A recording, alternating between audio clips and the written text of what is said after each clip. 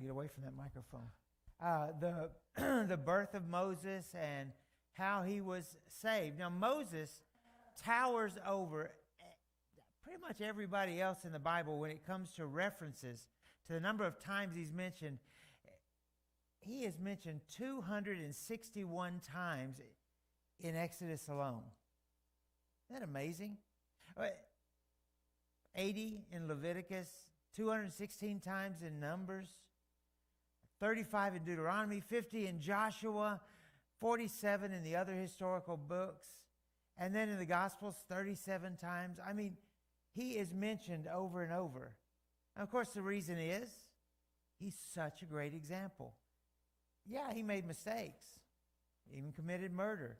You might look at that and say, well, it was just cause, but it was still murder.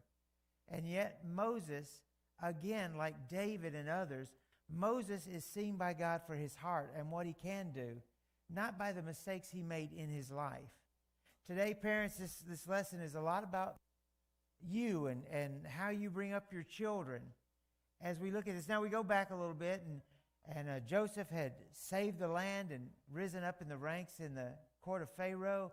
Now, a few generations later, here we have Moses, and the children of Israel have grown to the extent that they're scaring the new Pharaoh. He's afraid of what they could become. When we were working at the church in Fiji, a number of years earlier, they had encouraged people to migrate there from countries of India and Pakistan, and they brought them in to do some of the labor that some of the locals didn't want to do. But what happened was, within just a couple generations, having large families and all, the next thing you know, they've won the elections, and they are now the majority, where the indigenous Fijians are the minority. Well, that's what Pharaoh sees possibly happening to him, that the numbers of the slaves would grow to the point where they would take over. And so they do different things to make it harder on them. But one of the things they say is, we need to just kill all the baby boys. Just wipe out a generation. We would just wipe out a whole generation. And that's kind of where the story is beginning today. He's an emancipator. He's a lawgiver. He was one of the two men sent back from heaven to encourage Christ on the Mount of Transfiguration. He wrote the very first song in Scriptures, and that's in Exodus 15, if you want to look that up later. I think starting in verse 119. But you know, today as we look at this, although this story is about Moses, it is really about his mother, Jochebed. And what she does to save his life, what she gives up to save his life, and then what she does to ensure that he is a man of God. So we're going to start with the reading. I was stalling till the reader came back. Not really. We're going to start with the reading, and then we'll move forward from there.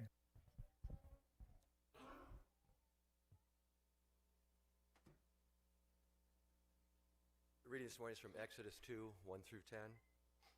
Now a man of the tribe of Levi married a Levite woman, and she became pregnant and gave birth to a son. When she saw that he was a fine child, she hid him for 3 months. But when she could hide him no longer, she got a papyrus basket for him and coated it with tar and pitch. Then she placed the child in it and put it among the reeds along the bank of the Nile. His sister stood at a distance to see what would happen to him. When Pharaoh's daughter went down to the Nile to bathe, and her attendants were walking along the river bank, she saw the basket among the reeds and sent her female slave to get it. She opened it and saw the baby. He was crying, and she felt sorry for him. "This one of the Hebrew babies," she said. Then his sister asked Pharaoh's daughter, "Shall I go and get one of the Hebrew women to nurse the baby for you?" "Yes, go," she answered. So the girl went and got the baby's mother. Pharaoh's daughter said to her, "Take this baby and nurse him for me, and I will pay you." So the woman took the baby and nursed him. When the child grew older, she took him to Pharaoh's daughter, and he became her son. She named him Moses, saying, "I drew him out of the water." Pharaoh had decided he had to kill all of these male children in order to protect his own country. Every child that was born of a Hebrew woman was to be thrown in the Nile and drowned. And of course, as you know, this kind of has a dual purpose in his mind, because they worshiped the Nile, and they worshiped the crocodiles of the Nile. And so they saw this not only as a way of protecting himself, but as a dual-purpose gift to the gods. And so the decree is obviously one of Satan's early efforts to prevent the birth of the Messiah. Satan started in the beginning with Adam and Eve, and God foiled his plans. Satan is coming along now, and he sees this as another opportunity to stop the promised Messiah. Don't ever doubt, Satan knew what was coming. He knew from the beginning he was beat, of course, and we've talked about that. But Satan knew God's plans, having served at the throne of God for however long that he served there before he revolted.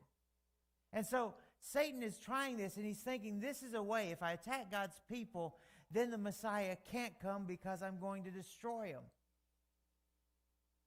You know, seeing this attack on them, their people, the children, this must have been really hard on Jochebed. Their boy, who was destined to be eventually back with the Israelites, was born like Christ, with Satan standing there waiting to destroy him. The couple had 2 other children. The Bible doesn't record their birth. Perhaps they were born, I would think, obviously, before the edict to kill the male children. But here they have children, but we all know children aren't interchangeable. You can't say, well, this one, I'll let this one go to the Nile, but we can always have another one. That's not how it works, is it? And so few women have had to raise their children in a more difficult situation than Jochebed has.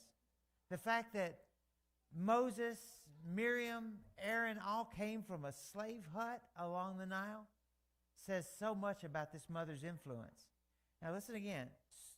Her influence creates an emancipator. Her influence creates a high priest and a prophetess. Her influence does so much. And this says, especially when you look at Moses, we'll get back to this in a minute, but this says especially so much when you look at the fact that she only had him a few years. And what she instilled in his life in those first few years. Parents, and I'm going to keep hitting on this all day, but parents, your first 4 to 5 years mean everything in the rearing of your children. If you're too busy to give them time now, don't expect them to want your time later.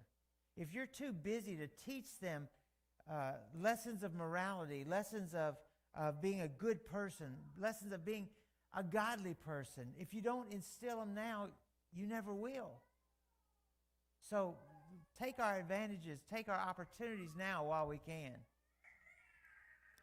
In Hebrews 11, we see a linking between the faith of the mother and the father. Again, that's Hebrews 11, verse 23, and it reads, by faith Moses, when he was born, was hid for 3 months by his parents, because they saw he was a proper child, and they were not afraid of the king's command. The king's wrath was something to be reckoned with, but they discounted it because they feared the wrath of God for more.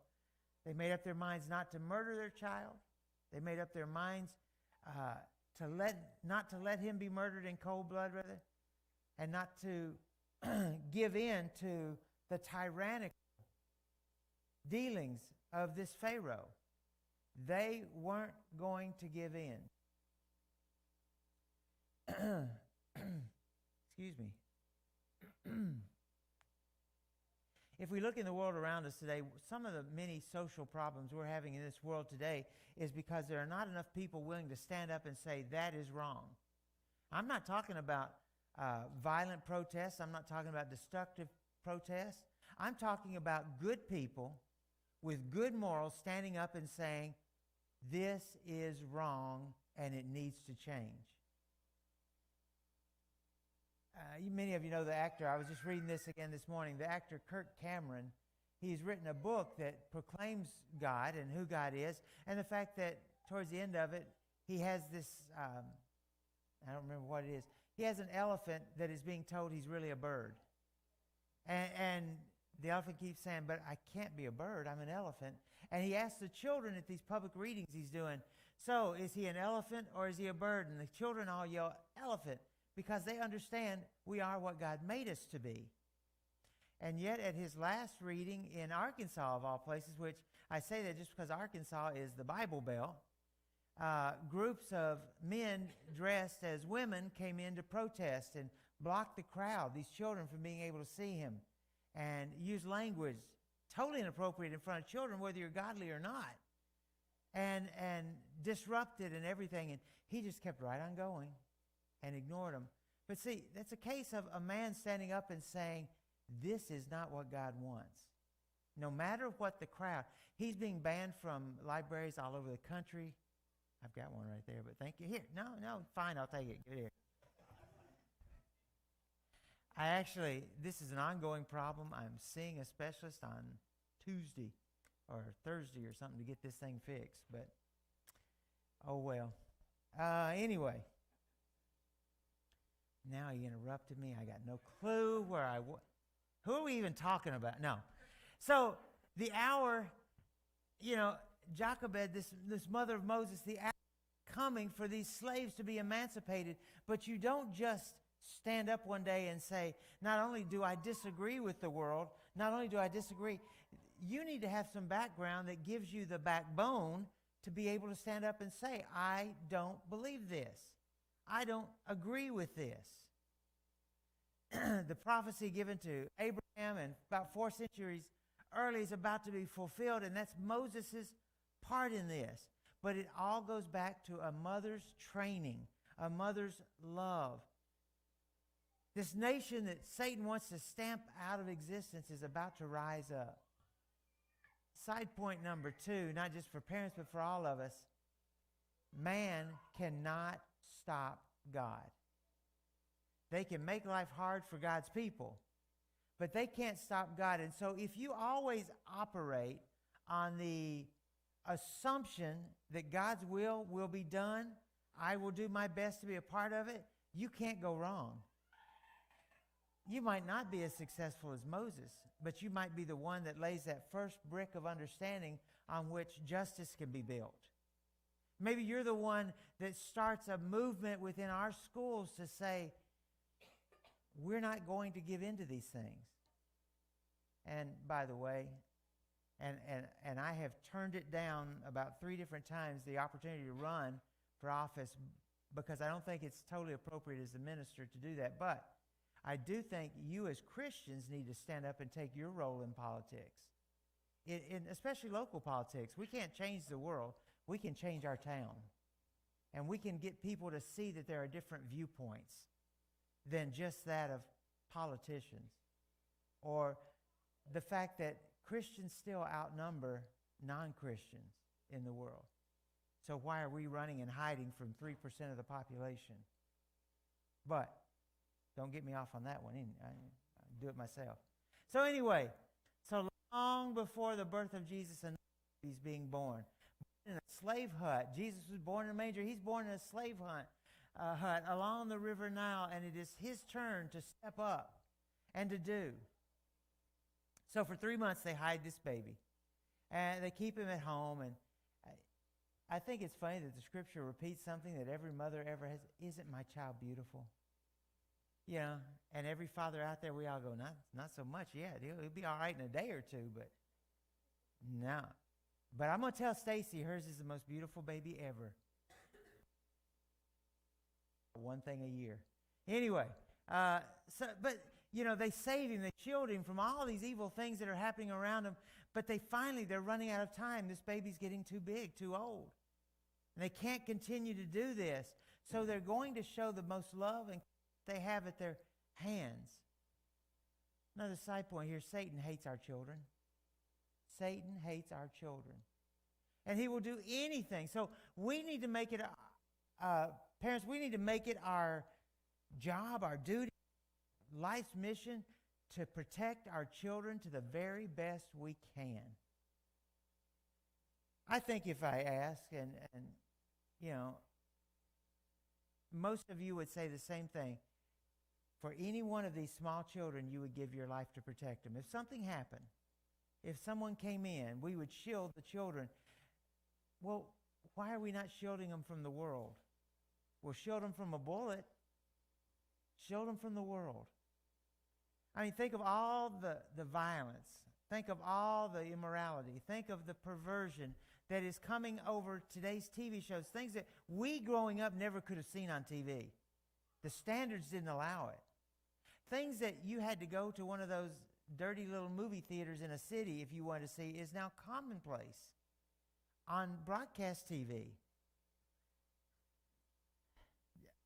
I know a lot of you have Facebook. I got rid of it some time back because I didn't like some of what I was seeing and hearing. And Facebook announced about 2 weeks ago, I saw this, that they are going to change their standards of posting to, and they said this specifically, they will allow increased nudity and sexual content because people have a right to post and read whatever they want.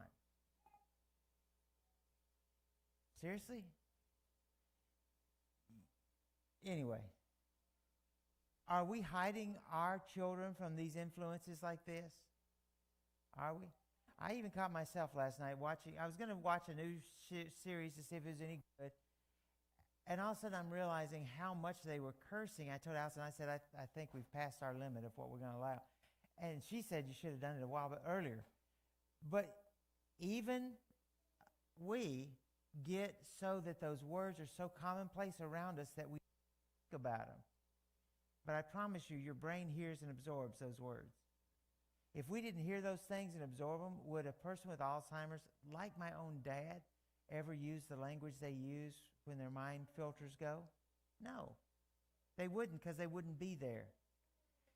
So anyway, Jochebed hides him. Our home should be this place where goodness and godliness are always taught and always exemplified from the earliest days. It's then when their soul needs to build a fortress around it. So when Moses could no longer be hid inside his home, they decide, we've got to do something. What can we do? She could have said, well, how does God save somebody condemned to death? I guess unless there's a miracle, there's nothing we can do. But I think what happened when they were having this discussion about what can we do, and you talk about the idea, well, can we just run away? But no, we're slaves. We can't do that. Well, maybe we could continue to hide him. No, he's gotten too noisy. He's at that age. And maybe we go back to something God did so well before.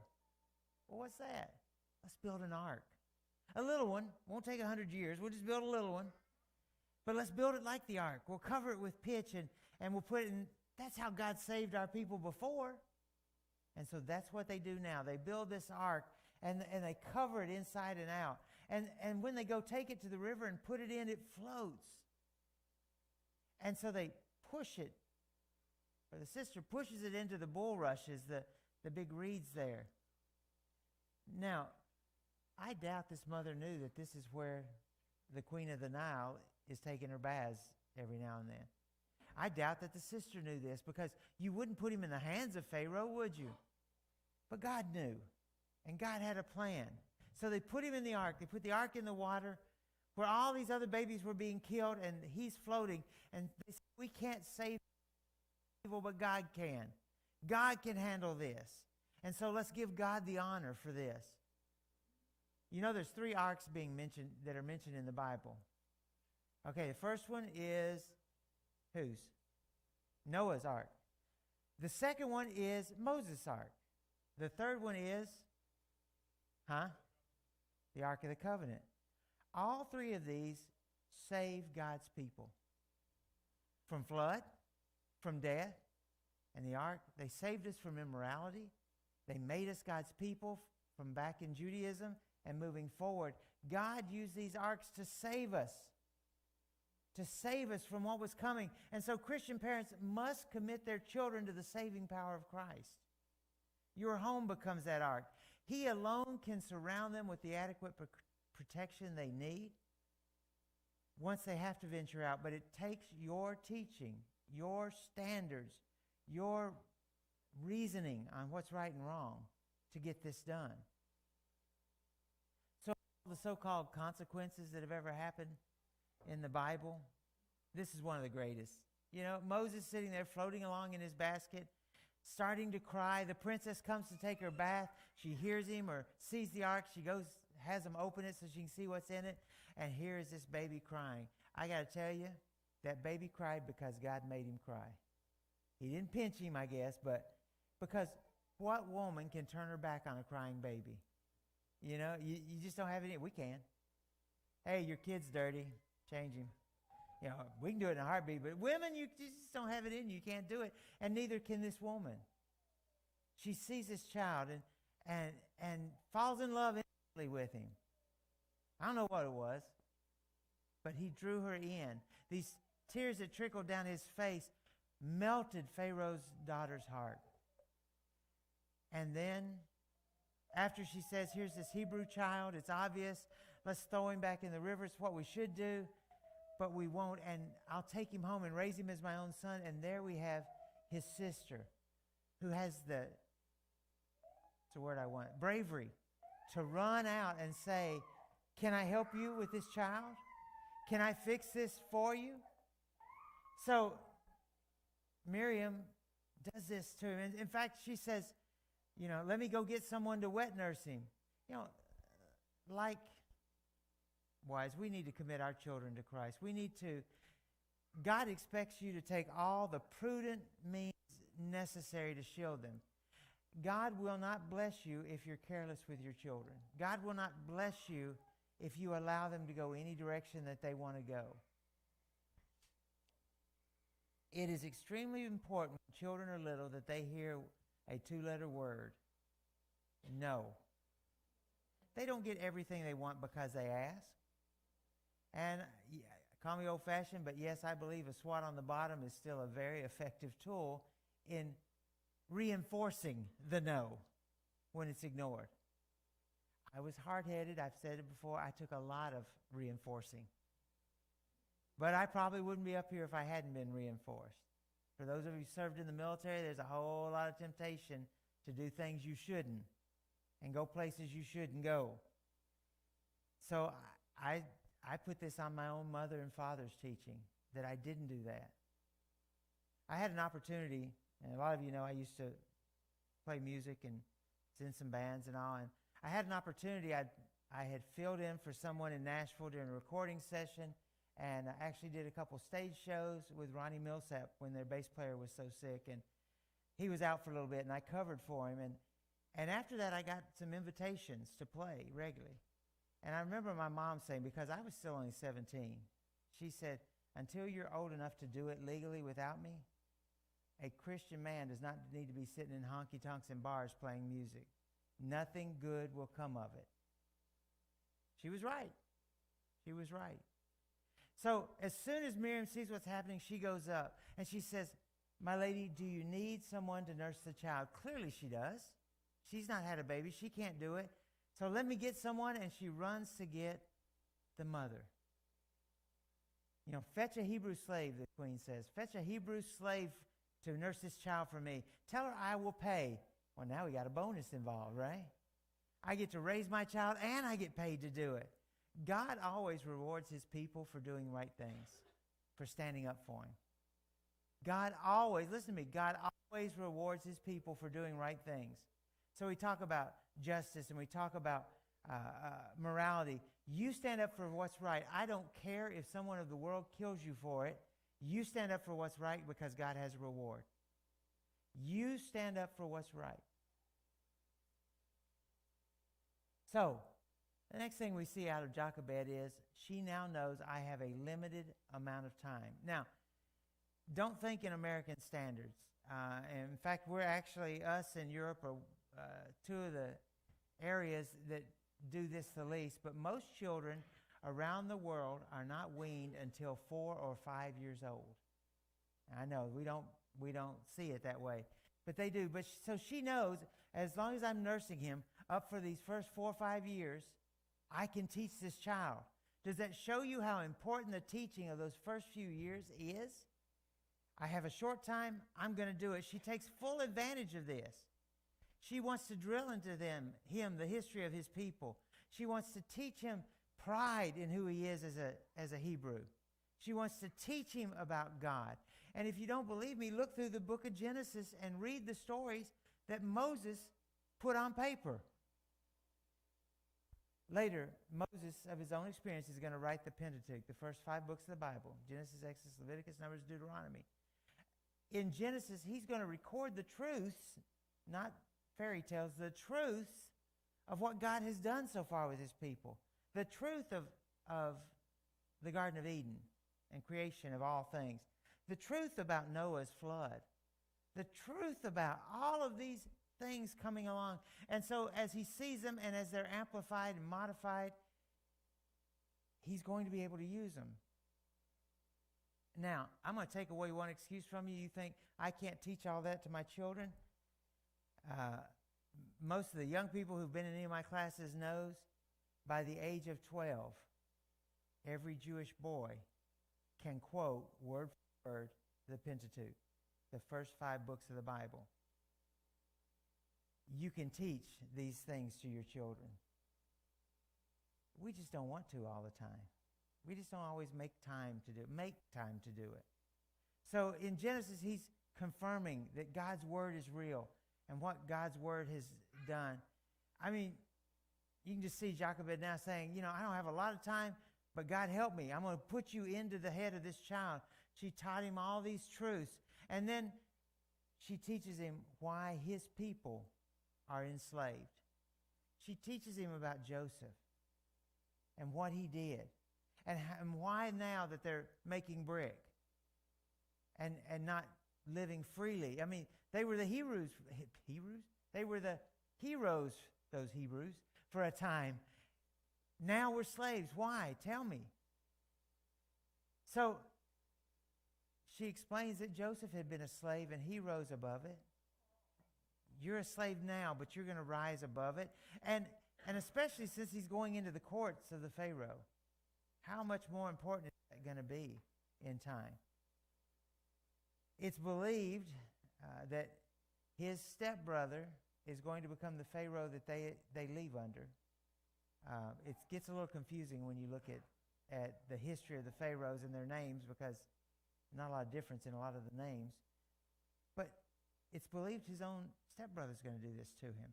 But Jochebed's emphasis here is almost sure. Moses devoted 1/4 of the book of Genesis to Joseph, and that's how important he was. The Jesuits do a lot of the Catholic schools around the world, and they used to say, if you give me a child until 7, you can do anything you want to him after that, but he'll come back to God. Well, I think that's an important lesson. Eventually, the order came from the palace, bring me my child. I'm ready to have him here. I'm going to call him Moses. Jochebed, his real mother, kisses him goodbye. And you got to think, as he walks out the door at about 5, she says, remember what I taught you. Remember what I shared with you. Moses never forgot he was a Hebrew. There's some time there. He has trouble, matching up the fact of his life in the palace and these people that he knows are his close kinfolk. These are the people that he should have the most interest in, his family. I mean, look at the temptations. The universities of Egypt were one of the wonders of the early world. He's got the temptations of living in the palace, and life is easy. I mean, he probably doesn't have any great jobs to do. He's an adopted child. How about the lure of power and wealth, prestige? The possibility of a worldly throne never erased the teaching that his mother gave him. Proverbs 22:6, train up a child in the way he should go, and even when he's old, he will not depart from it. Parents, train up your child. And look, I like the word train there. Training is not sitting down at the dinner table and say, you said this word at school, you shouldn't do that again. When you train an animal, you do it over and over and over and over. And then you start over again with puppies when they turn about a year old. You start over and do it all again. Train your child. Teach them these lessons over and over and over again. So today, that's your lesson for today. Take advantage of your time today to train up your child. We're going to look at Moses more in the upcoming weeks, but for today, train up your child. And this again it takes a whole church to raise a child and keep him faithful in the Lord. Help with everybody else's children too. Be the example. Be the example of love over worldly prejudices. Be the example of love over the influences of the world out there. Be the example of the person that cares for them and touches them and talks to them. It is so tempting. And I was with a guy this week, our computer guy was talking about his church and involvement there and all that. And he said, you know, it's so hard, he said, because if I get assigned to the door to greet visitors, he said, all your friends want to come up and talk to you. And he says, I wind up not speaking to any visitors. Show your children how important visitors are. Show your children how important the lives of others are as they look around them. Whatever we can do to help you in this walk as you try to live your life to its fullest and as you try to raise your children to the fullest, we want to do that. We offer a chance now. While together we stand and while we sing.